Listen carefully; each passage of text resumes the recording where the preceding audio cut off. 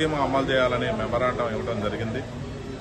ఇందాక సీనియర్ నాయకులు చెప్పినట్టు కేంద్ర ప్రభుత్వంలో భారతీయ జనతా పార్టీ వచ్చిన దగ్గర నుంచి కూడా రైతులు పంట నష్టపోకూడదని అద్భుతమైన పథకాన్ని రైతులకు అందించడం కోసం ప్రీతమ ప్రధాని నరేంద్ర మోడీ గారి ఆధ్వర్యంలో ఫసల బీమాని తీసుకురావడం జరిగింది.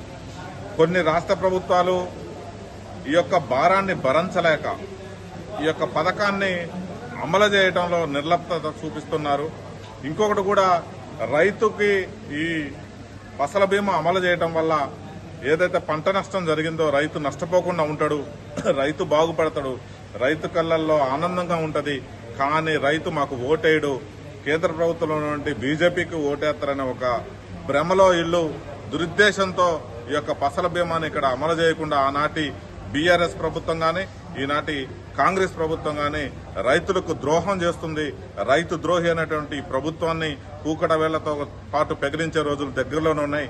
ఇకనైనా మేలుకొని గుంపు మేస్త్రి గారు మీ యొక్క వ్యవసాయ శాఖ మంత్రితో సంప్రదింపులు చేసుకుని మీరు కళ్ళు తెరిచి ఈ రాబోయే పంటలకైనా గాని తెలంగాణ రాష్ట్రంలో రైతులకి మేలు చేయడం కోసం ఈ ఫసల బీమాని అమలు చేయాలని డిమాండ్ చేస్తూ కలెక్టర్ గారికి మెమరాండం ఇచ్చాం.